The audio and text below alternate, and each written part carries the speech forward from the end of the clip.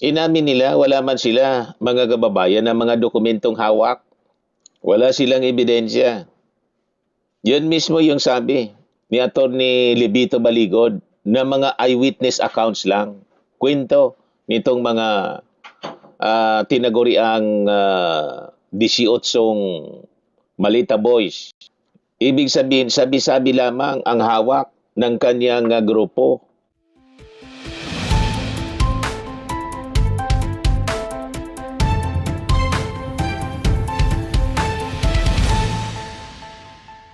Hello po mga kababayan.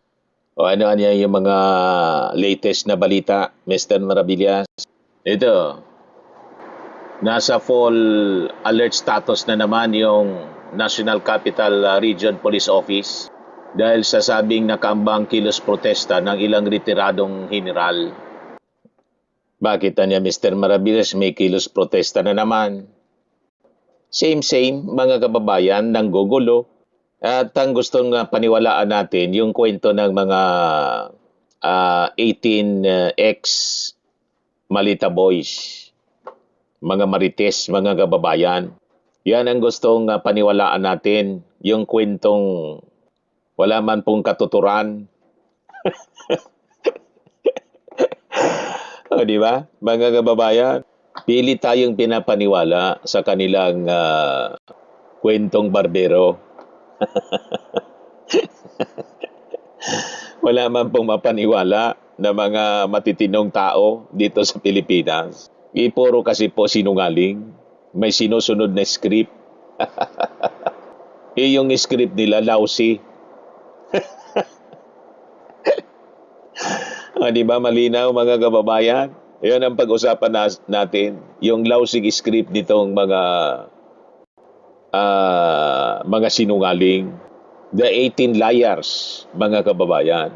So sa pagnanais, mga kababayan, ng mga nasa likod ng mga peking saksi na buwagin yung ating pamahalaan, ang kanilang pabago-bago at gawa-gawang script ay tuluyan na pong naglantad sa kanila bilang mga sinungaling. So ang pagbibigay bisa, mga kababayan, sa kanilang mga kwento ay isang direktang sabotahe sa integridad ng Senado at ng Blue Ribbon Committee na naglalayong harangan ang anumang tunay na investigasyon sa tinawag ni Ping Lacson na floodgate scandal. So as you know, dinaos ng Cayetano Black sa Senado ang isang illegal na pagdinig.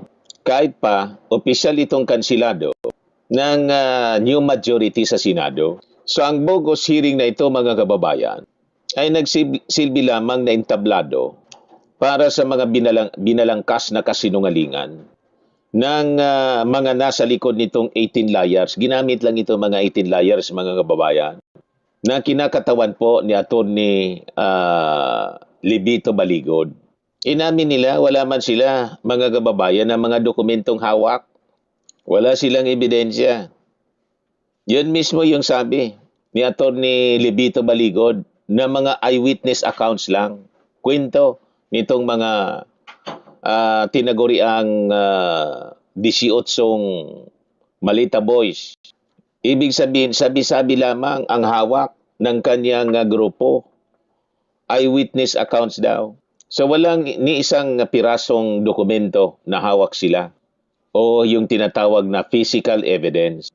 Ang nahihain, guys, nga yung mga maleta po, puro picture, mga AI-generated na maleta, pinapakita para gamitin sa propaganda.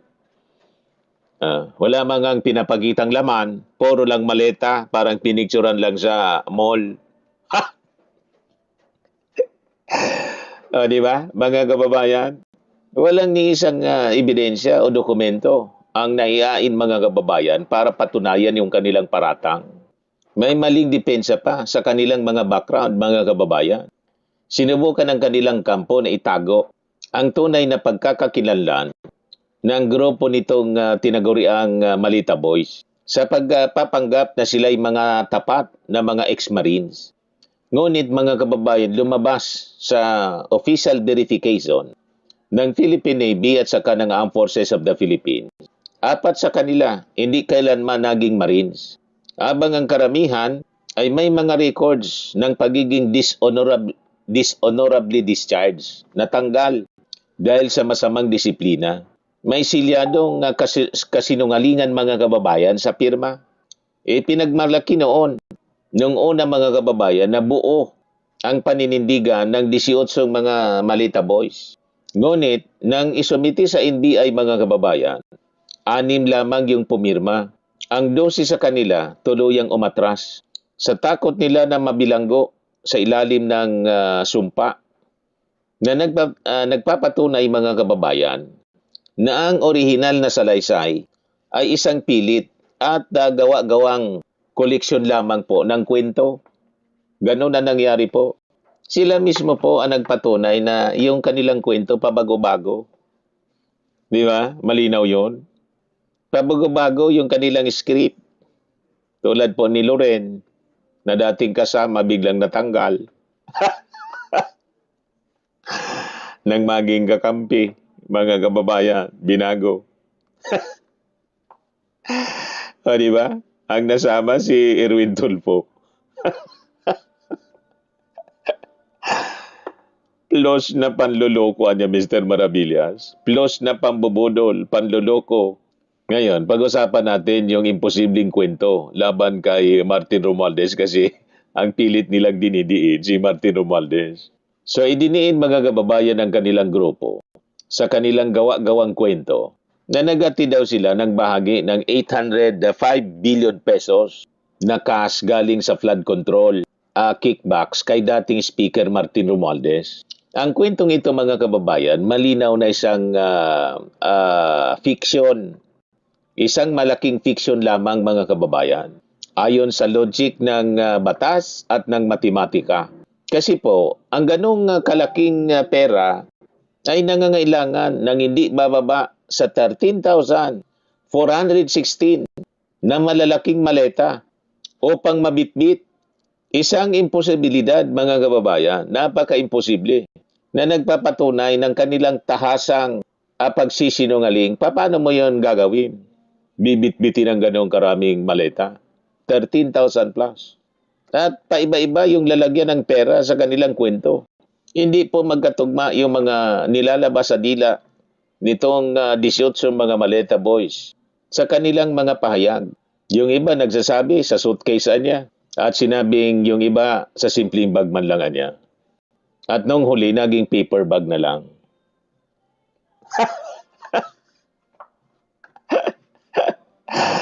O, di ba? Mga kababayan. So, ang pabago-bagong detalye, patunay po siya na hindi totoo ang kanilang mga kwento.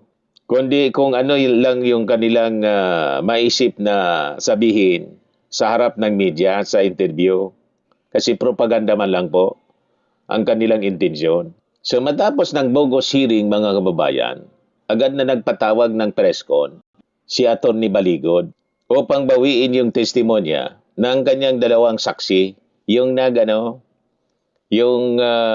nagsangkot kay Loren Ligarda. Binawi. Sabi, nagkamali man lang daw sila.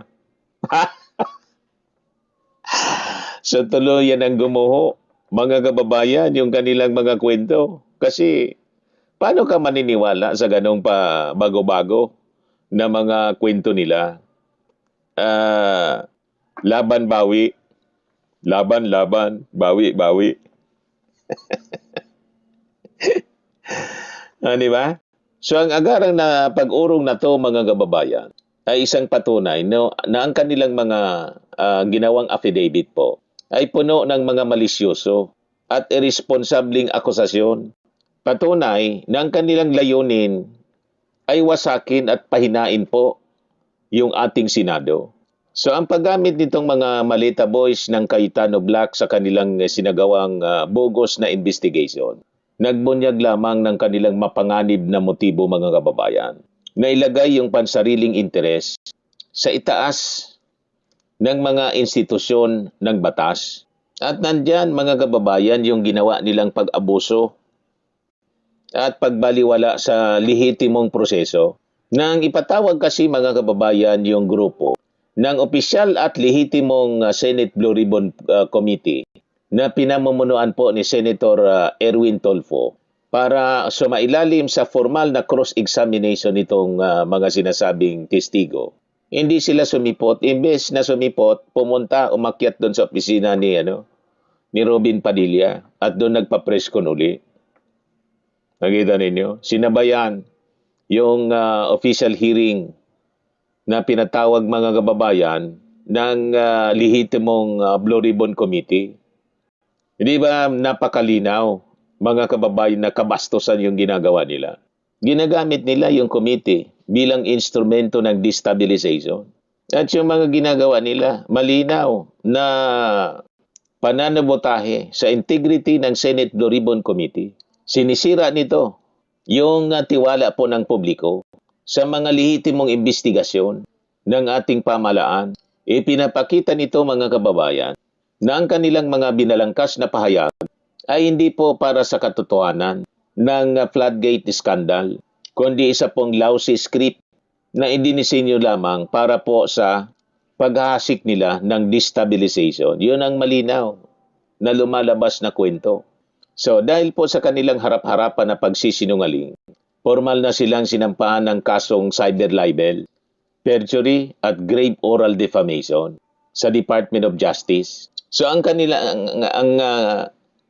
mga kasong ito mga kababayan ay patunay na ang kanilang mga ginawa ay hindi po pagtulong sa bayan, kundi isang seri ng mga kriminal na pag-atake laban sa mga opisyal po ng gobyerno.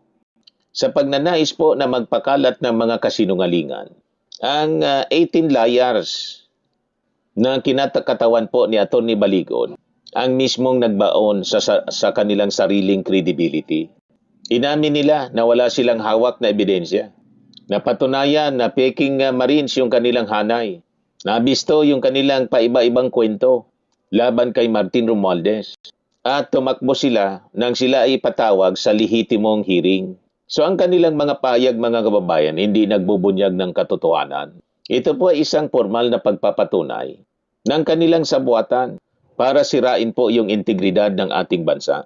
So hindi kayang burahin mga kababayan ng propaganda ang patong-patong na mga contradictions ng 18 liars na tuluyang nagpatunay sa kanilang krimen at nagbaon sa kanilang natitira pang kredibilidad.